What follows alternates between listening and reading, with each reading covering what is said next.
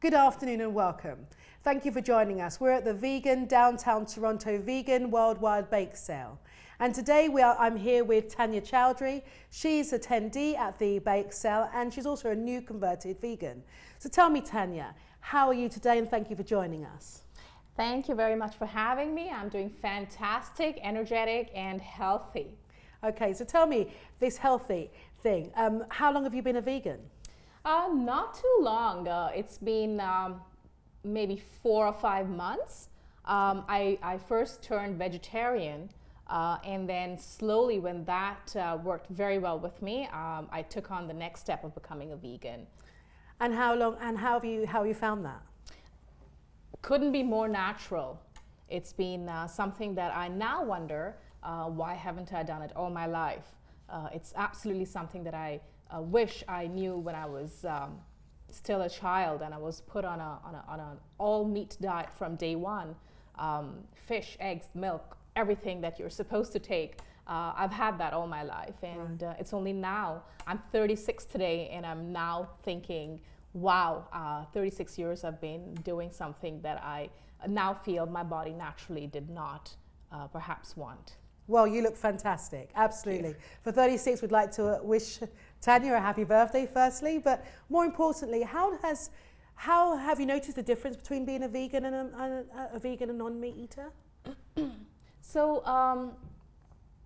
I turned vegan primarily for ethical reasons. I didn't want to be caught in the whole the killing and eating cycle. I feel that we don't really need the meat, especially beyond a certain age. We don't need all the meat and the eggs and the milk. I'm feeling far healthier. I'm feeling far more lighter and happier if it's the nutritious part we're talking about. But from the ethical point, which is why I really did get into this, I wish everybody in this world would turn vegan, but obviously that's not something I can do. What I can do is if I step away and if I can spread awareness about it, if maybe 2 more people from me get convinced that we don't need that, we don't need to cut that or slaughter that animal to feed ourselves, that's my goal right now. Right, okay. Yeah. So we're all going to want to know, we're all going to want to find out more information with regards to how do you do that with a family? You know, there's going to be husbands out there or partners out there that just love eating meat. So how do you manage juggling the two? Have your whole family converted to being a vegan? Not yet, and I totally understand why, because a year ago when I was a meat eater, if someone would tell me, I would just ask them to right away back off, because I couldn't imagine a life without all the meat and the proteins and the obvious questions that follow. And my first question to any vegetarian, let alone a vegan, would be, oh my God, how do you manage eating nothing but vegetarian food? And so I'm coming from there. It's not like I've been a vegetarian or vegan all my life. So sure. I have been a meat eater all my life. So for me to suddenly expect my family to think otherwise just because I think of the whole concept the way I do today, it's not fair. My part is to show them the videos of the way slaughterhouses operate all around the world. It's not just Canada or America or any other part in the world. Slaughterhouses are not, unless of course, I guess, local farmers say they raise their animals differently and it's more ethical and all that. But on a mass production, I feel it is horrific, and I feel it is I must stand up, and animals cannot talk for themselves. I feel I must stand up for the animals and free them. Okay. Free them, she says. So obviously, most of us are going to probably be thinking, well, how much is this going to cost me? How do I manage this within my budget? And what's the best way of getting, a healthy nutrition meal on the table that's going to be attractive to all? So how have you done that actually? What recipes can you share with us? Or okay. Fair enough. The first question I get asked is, A, where do you get your protein? Second, how much is it going to cost you? About the protein part of it, there are alternatives to every meat eating recipe there is. I've done my research. I'm getting equal amounts of protein intake, equal amounts of fiber, name it, and it's all available, whether you get it through legumes or lentils or beans or all your vegetables. And there are ways. The moment you get into it, you start finding different links. And today, with the internet being so wide and deep, you can get all the information you need from experts, doctors, nutritionists. They're all there to help.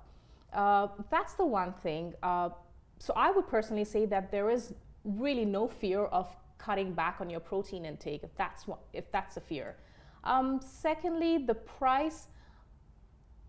People might think that it is more expensive to go organic or completely vegetarian, and you want to go that route, but really it's not. You have to select your foods properly, and the more you get into it, you will realize that there are healthier, inexpensive options as well. Me personally, I get my food delivered straight from the farmers.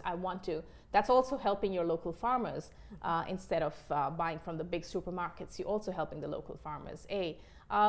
B, you're going healthier. You're not ingesting all the chemicals and the sprays and all that. Yeah. And C, it's I feel more the demand, more the supply. Okay. So the price will come down. If today organic food is more expensive, eventually that's how economics work. So if all of us start demanding vegetarian food, it's not gonna, the supply will come in.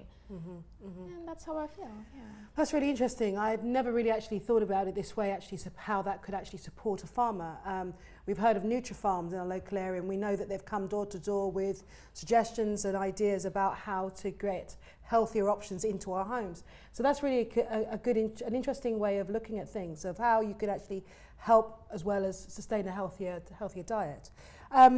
So tell me, what brings you to the bake sale today? Because there's lots on offer and there's lots of cakes, so that's also another. We all just assume that there's all animal things, ingredients within cakes, and it isn't, and they look fantastic here. Absolutely, it's very easy to think that, oh my gosh, how will I have my the not so obvious meat dishes when you start thinking of desserts and milk products. How do you replace that? But everything, as I said before, has an alternative, a tastier alternative, I might say, at the vegan sale, at the bake sale, and they're all made with soy alternatives, and so in most of the recipes, even the sugar is replaced, because they believe that sugar also comes from animal products, and so they take away the refined sugar, which in any case is not the most healthy option. Sure. So yes, it's great.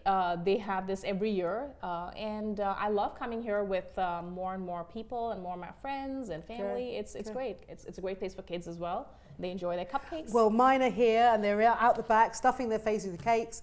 I just would like to thank you for joining me today. Thank you for having me. It's been a fantastic event, and I'm going to go back and have myself a cup of tea and a slice of cake. Thank you for joining us, Tanya Chowdhury. Thank you, Nikola. Thank you.